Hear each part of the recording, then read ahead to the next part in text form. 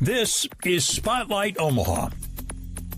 Spotlight Omaha is a local podcast that highlights local businesses and influential movers and shakers in the Omaha business community. Spotlight Omaha is brought to you by Pixel Fire Marketing. Now, from the Pyramid Contractors Studios, the host of Spotlight Omaha, Jimmy Allen.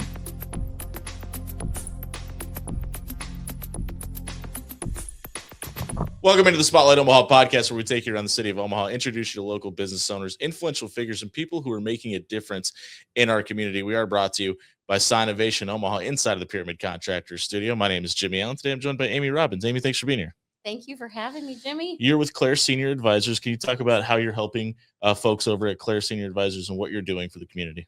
Absolutely. So as a senior living advisor, we act as, a non-biased advocate for seniors. We're usually brought in by either their loved ones, sometimes themselves personally. Sure. Their adult children, their, I don't want to say nosy neighbor, but it could be nosy neighbor. Somebody that's noticed. Somebody trying to help. Right. Sure. Somebody trying to help, somebody noticing that maybe there's some struggles there. And, we help with providing them with resources that they can trust. So it might be that they want to age in place and stay at home. And we talk to them about what does that look like? How can we make that safe for you? What resources could you bring in, whether that be like a home care company with a home care companion, therapy, do they need to put safety measures in their house, like grab bars and a stair lift and things like sure. that. Just kind of go over those resources that we know and trust and have used with other families before. So it's a lot different than just pulling a name out of the, white pages or something like that. I love that you use the word advocate, because it gives so much wiggle room for what you guys actually do over there, because a lot of people throw out the word advisor or caregiver, but when you're an advocate for somebody, it indicates that you're trying to do what's the best in their best interest. It's not, hey, we need to get you into this 55 plus community because it's best for our pocketbook. It's let's have a conversation about this and discuss. Because listen, I think everybody just assumes if you're at that age range, you can't make decisions for yourself. But I'm sure, and correct me if I'm wrong, you guys are having conversations with a lot of people that are of able body and mind that can still do that for themselves to some degree, correct? Absolutely. Yes. And, and it really is empowering them to be able to make that choice. Like I mentioned, aging in place, the other side of that is moving into a community, Yeah. Whether it be a retirement community, independent living community, an assisted community, or memory care. I've worked with families who... And sometimes it's just moving into an apartment of people of your own age too, correct? Correct. Yeah. Correct. Okay. Yeah. 55 plus. Yeah. I have worked with people who they know the path that they're going down.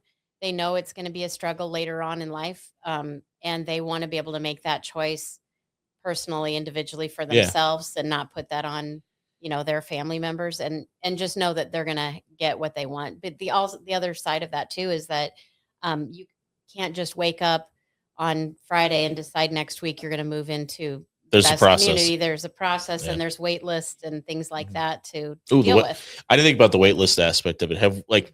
There's I was watching a podcast the other day that said one of the biggest growing businesses is senior care providers, because the older than boomers, and then boomers obviously coming into that generation of needing that care is going to be the largest growth in that age market that we've ever seen. What does a wait list look like, and how long are you guys seeing currently? And obviously this is subject to change. How long are you guys currently seeing for wait lists usually in 55 plus communities? If somebody has had an incident that's happened that has taken them to the hospital, and then they're in rehab and they're discharging from rehab and they are not safe to go home, there's no question about it that they have to go somewhere, we can find them, a suitable place. Mm-hmm. But for them to have the choice of what they want, then, working with a wait list is better. Two different conversations. Yeah. Exactly. But it boils down to, is it the first downsize? Are they like downsizing from an entire house where they're going to feel really crammed into a 1-bedroom apartment? And they really want those 2-bedroom units. And those are where you really see a lot of the waiting lists. How often are these conversations? Sorry, I didn't mean to cut you off. How often are we seeing these conversations with individuals versus couples? I have to imagine the couple scenario is usually pretty rare, right? Yeah, I would say that it tends to be that they were both, in the home together. One of them passes, and then we're working with the other one Sure. when they're ready to move. But so it is stronger on just an individual side, but there's plenty of couples too. Oh, okay. Yeah. Very cool. Oh yeah. A lot more men in assisted living than Really? there used to be. Okay. It used to be like your token, one or two male. Sure. Now there's enough because we're too stupid to admit when something's wrong. You can say it. It's fine. You don't live as long as we do. We can't help it. It's because we're not as smart as you guys. It turns out you do need to go to the doctor. What a coincidence. When we talk about making the transition, there's obviously that very difficult conversation that has to be had. How at Clare Senior Advisors do you guys approach the aspect of having a conversation with somebody that may not be ready to talk about end of life or moving on to that stage of their life? Mm-hmm. Oh, I'm so glad you brought this up because it's a tough subject. Yeah. And this is where I feel like I am the appropriate person to go in and visit with them. Because I may have read the Google reviews and that's why I'm asking you these questions. Well, one of my things that I tell people is I try to take the selling out of senior living. I don't want them to feel like they're being sold anything. I want them to come to the conclusion, with me of what the right choice is for them, with me being able to educate them. Well, it's because you either need it or you don't, right? It sells itself. Right. Yeah. Well, true. But I want them to feel comfortable coming to me way early on. So we're not in a situation where they're in the hospital or they're in rehab. We're in a situation where they're still in their home and we're making this plan for the future, sometimes a year and a half or 2 years before it even happens. Sure. I find it really hard to believe that somebody that is good as at your job as you are just fell into this employment by accident, and often find that people that are usually really good at what they do have a reason for what they do. Why is this your calling and what you do for a living? Well, I mean, even as I was really, really young, we always took care of my grandma, and that's probably where it started. I was wondering if that's where we were going. Yeah, that's definitely where it started. And I have a soft spot in my heart for the older generation, and I always I've told people before that I love babies. I've considered myself like a baby whisperer, and I love old people. So now I've heard that about you. I just love people in diapers. I love that. Not always. They're not always in diapers. I love that. And we're catching up with Amy Robbins here on the Spotlight Omaha Podcast, brought to you by SignOvation and Omaha and Pyramid Contractors. And she's with Clare Senior Advisors. Easy for me to say. Nailed it. Walk us through the process. If somebody is being able to have this conversation on their own, or maybe being told by a loved one it's time to start this conversation, they pick up the phone, they head to the website, whatever it may be. What does that first conversation sound like? So really, I'm just trying to gather as much information as I can during that first visit. Like, they pick up the phone and they call me, and then I figure out when and how is it going to be convenient for them to meet with me. That can be in my office, that can be at a coffee shop, that can be in their home. Is there a commonality? Is there a more common place than most? Is it usually their home? A lot of times in their home. Sure. And, if somebody for any reason is not comfortable with that, that's totally fine. They can come to my office, especially if it's a situation where a spouse maybe wants to talk about their spouse. Memory issues. If they want to kind of do that with me first alone, then that can be done, at a coffee shop or at our office. But when I go in their home, I'm getting to see, as they came to answer the door and they're showing me where we're sitting down, like, what does their gait look like? What of a struggle is it for them, to walk around their house, to get to the kitchen, things like that. And how friendly is their house to aging in place? Sure. Like, are they? Can you get up the stairs? Exactly. So I have to, I think maybe commercials on TV have aimed us in one direction, that, this conversation is met with resistance every time. There's a difficult conversation to be had.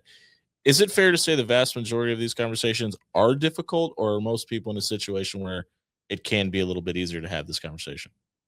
I think each situation is obviously different. I think on their side of it, they go into it thinking it's going to be very, very difficult. I think by the time we leave, they are relieved, and they're like, oh, I'm so glad, because I would have never known that I need to look at this. I would never have known, that there's a VA benefit that I might be able to use. I would never know that some communities accept, Medicaid waiver after I've spent down my money. That we Sure. get into being able to really show them, that I'm there to really protect their Only to help. Yeah. To help and to protect them. And I love that you're using the word protect, because I think a lot of people go into it in a vulnerable state because you don't know what you don't know, right? What is the biggest hurdle facing the industry right now? Is it the insurance side of things? Is it placement? What is the biggest hurdle you guys are facing? Oh my gosh, the biggest hurdle. Mhm. I would say one hurdle that we see across every industry right now is staffing. Oh wow, yeah, that's a great I mean, point. I'm not in the building, Sure. where it's directly affecting me, but I do know that is. You're talking about at the locations you're placing folks at, right? Mhm. Okay. And even home care companies coming in and stuff. There's just, I think some of it is a little bit generational and kind of hard to keep, Yep. certain age groups like engaged and in the workforce. And Damn millennials. I'll say it. It's fine. Yeah. When somebody is looking, I mean, because you never want to, you always think of your mom as super mom, your dad as Superman, and it gets really tough to see them aging into this conversation. What's a piece of advice you would give to somebody looking to have a conversation with their loved one about starting this conversation? Well, I would say for sure to start early Mhm. and don't feel like it's something that is just going to, happen quickly. But by starting early, you're just adding in more and more knowledge and getting to, the best fit for them, and to whether they use me or someone else on my team, Sure. you really do want to go into it with an advisor that can help you. They pay us nothing, Right. for our help. It's a free service, and you need somebody telling you, really what's going on in the industry. So we meet together once a week as a team. The rest of the week we're busy. We're all over the place, but we're texting each other, as well on a big group text, like, hey, did you hear this happened? Or did Sure. that kind of thing. New buildings, new management, new spots for folks. Sure. things going on. And we openings, rare openings. Mhm. Hey, they've got an opening here and they've had Right. a wait list. And does anybody have somebody that's been waiting? How often and maybe I may phrase this incorrectly, and correct me if I'm wrong, but like I think about a will and a living testimonial. Like how often does that, for lack of a better term, maybe stand in the way of, or maybe help this conversation? Because when somebody is of sound mind and body and they put a will and testament in place, they may add, once I get to this state in life, please provide me with this type of care, et cetera, et cetera. Is that something you guys run into often? No, I would say Okay. not often. Sure. Not often, but sometimes we are connecting families that really have nothing established, nothing in place with, again, trusted individuals Mhm. in elder law that we know we can hand them off to Sure. if they have never had that conversation, just like on the legal side of it. Yeah. Another thing that I would say, just kind of when you were talking about, these are the measures that they've put in place of what they want, kind of for their end of life. A huge change in, just the senior environment in the past decade or longer has been just that people, they settle into assisted living, and ideally, ultimately, that is, their final resting place. That Mm, we're not. It used to be that assisted living was one stop on the road, and then eventually people went to a nursing home to die, and that's what sure. everybody thought, and now hospice comes into the assisted living community where they're at.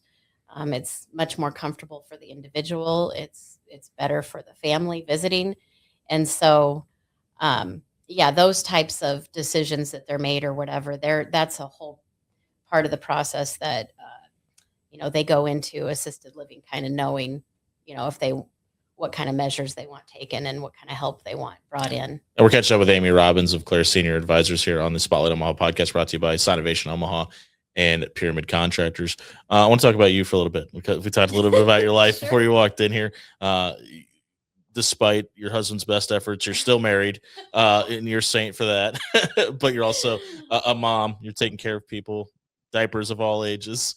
How do you balance mom, athletic mom, wife, being employed and taking care of people that you're not related to and manage the time?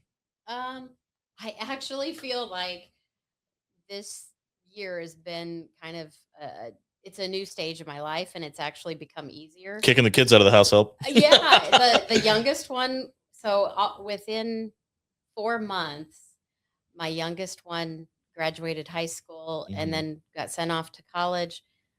We lost my dad, and Sorry to hear that. Yeah, I was a big part in, helping, Sure. getting him to therapy or helping at their house, and then became a grandma. But Congratulations. Thank you. But more diapers, but all the way in Georgia, so sure. I don't get to change a lot of diapers. But just a different stage in my life, where this year is actually the first year in 28 years that I'm not managing a soccer team. Sure. So do you miss it? I do. I miss the boys. Sure. I mean, I do miss. I coached youth football for 13 years, and I miss it every day. So I can relate to that. We talked a lot about Clare Senior Advisors. If somebody is having this difficult conversation in their life, how can they find you or Clare Senior Advisors and talk to an advisor today? Yeah, thank you. They can. This is important. They can find me. They can get directly to me. My phone number is 402-681-7439. And what I keep telling people all the time is don't wait to call me Monday through Friday, 8 to 5. Time really doesn't matter when it comes to, having to make these decisions. So I very frequently have Saturday morning coffees with families who maybe they want their daughter. I want to point out I've gotten 0 invites to this, by the way, but we won't hold that against you. Okay. Well, it's like the parents are going to be looking and want to talk to me, but they want their son who's from out of town, or their son who can't get off work. They want him to sit in on the conversation, to be involved. Or their daughter to, or there's so many kids that they're like, oh, well, Saturdays work for them, but I don't want to ask you to do that. And I said, oh yeah, absolutely. I can do that. Because that first conversation is really, really important, just so that we're all on the same page and I'm gathering as much facts. So they get, directly to me, and it might be that we have a talk at 7:00 on a Tuesday night, a Sunday afternoon, a Saturday morning. I work Monday through Friday, but it doesn't take a lot for me to just have, a 45-minute conversation to kind of get the ball rolling, to make sure that what I'm doing is I'm establishing with them that I'm on their team and I'm there. And if the other shoe drops next week, that something takes a turn for the worse, I already know their story and I'm ready to just jump into action. When somebody is looking, real quick, where can they find the website at if they do have more questions or things they want to do? Sure. So www.claressenioradvisors.com. So Clare is spelled Clare. Nolan Clare is our founder. And we as a team, we have over 100 years of experience. I think Nolan said he's coming up on 20 years here soon. Wow. And it's just a great, collection of backgrounds between like advisors that have been administrators in assisted living and memory care communities, nurses, assisted living administrators. We all have been living in the senior living world, and that's where we kind of come together to provide each other with support too on, might be a scenario that I've come across, but they haven't. They've come across, but I haven't. Sure. And but we kind of have a running joke in the office because, we are named Clare Senior Advisors for Nolan Clare. Yeah.